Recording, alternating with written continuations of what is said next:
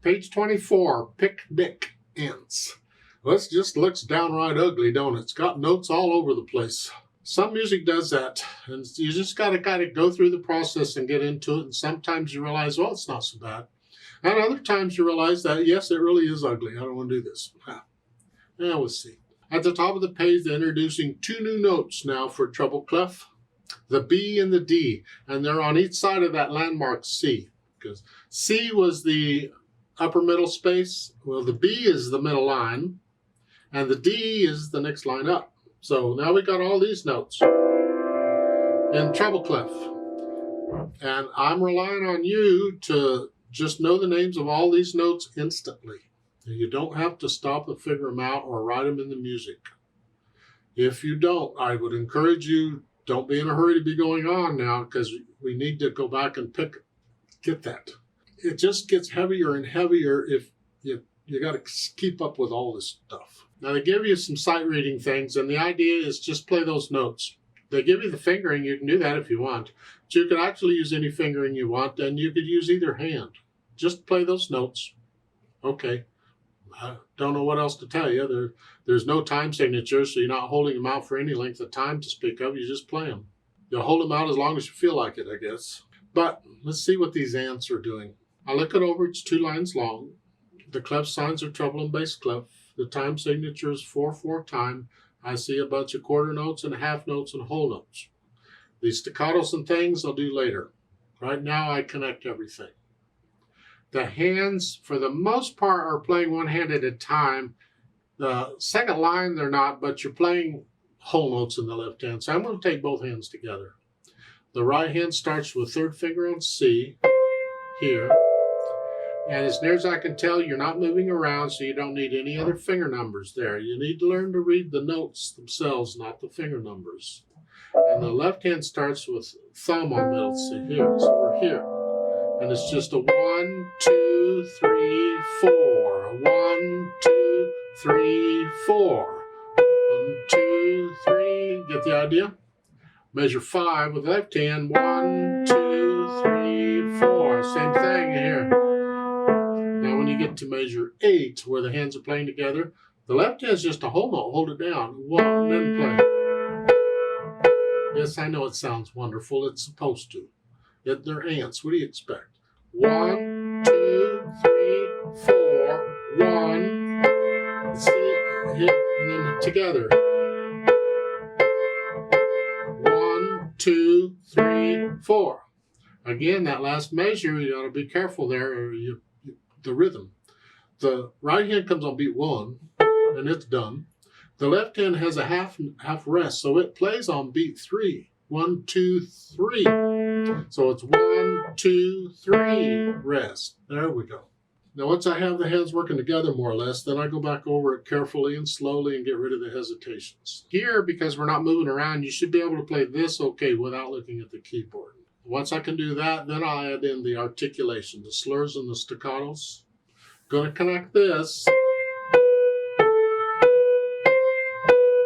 Go ahead and lift up. Now, this is the thing I've been talking about before. This is where things get tricky. That curved line can be used for a slur or a phrase or both.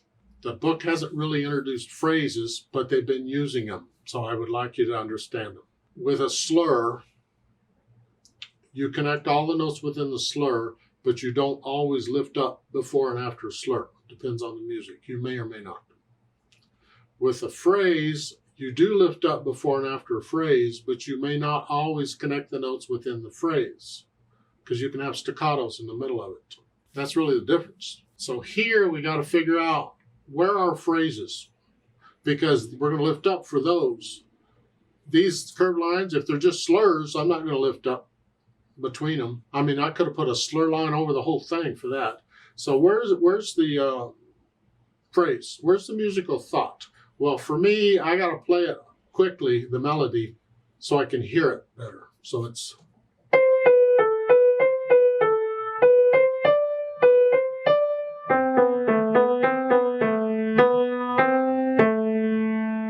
Now, in my mind, line, there's different ways we can do this one. I could take the first 4 measures as one thought.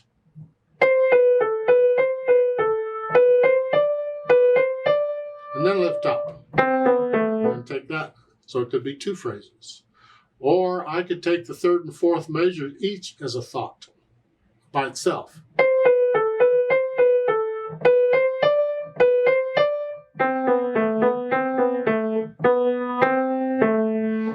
I could do that.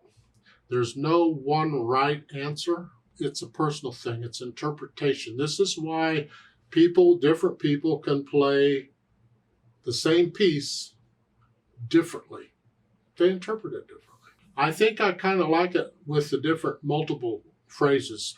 So I'm going to treat this curved line as both a slur and a phrase. So as a slur, I'm going to connect the notes within it. As a phrase, I'm going to lift up before and after each one. Just a little lift, like taking a breath.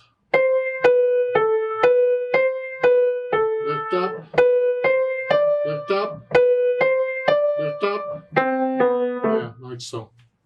Now that measure 8 going on, you're just playing them. Because you can't connect repeated notes, you just play them. And you got staccato in the right hand. Just flex the wrist light.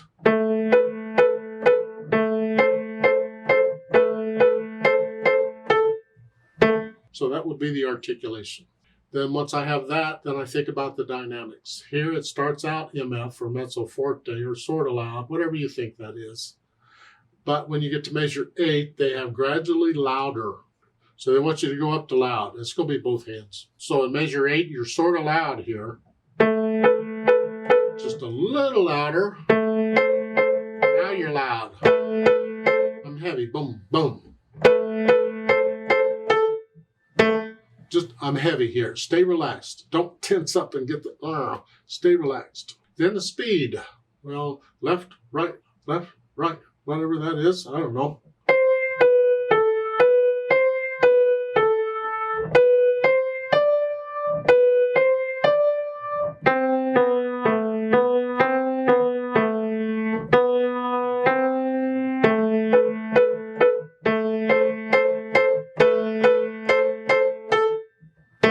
Don't copy me. You don't have to take it that fast. You can experiment with the dynamics a little bit. How do you feel them?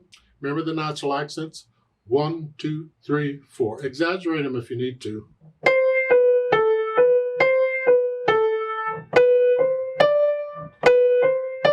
One, 2, 3, 4 as you're working, as you're doing this. Yeah. Let's play this together slowly to check the notes and the rhythms. I'm not going to do the louds and softs. I will do the phrases and the staccatos, though. I'll give us 4 counts.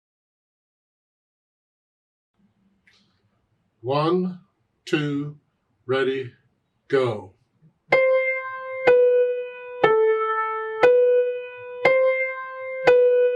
3, 4.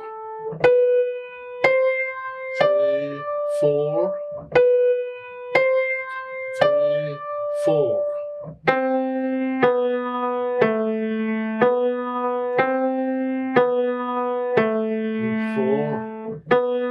2, 3, 4.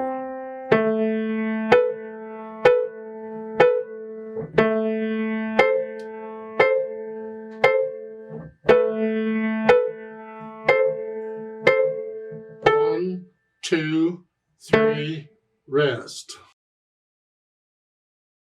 I'd like to do the duet at the bottom of the page, and you play what you just played. I'm going to speed this up a little more like a left, right speed. And I need you to go up an octave again. So just pretend the middle C instead of here is up here. And instead of here, you're up here.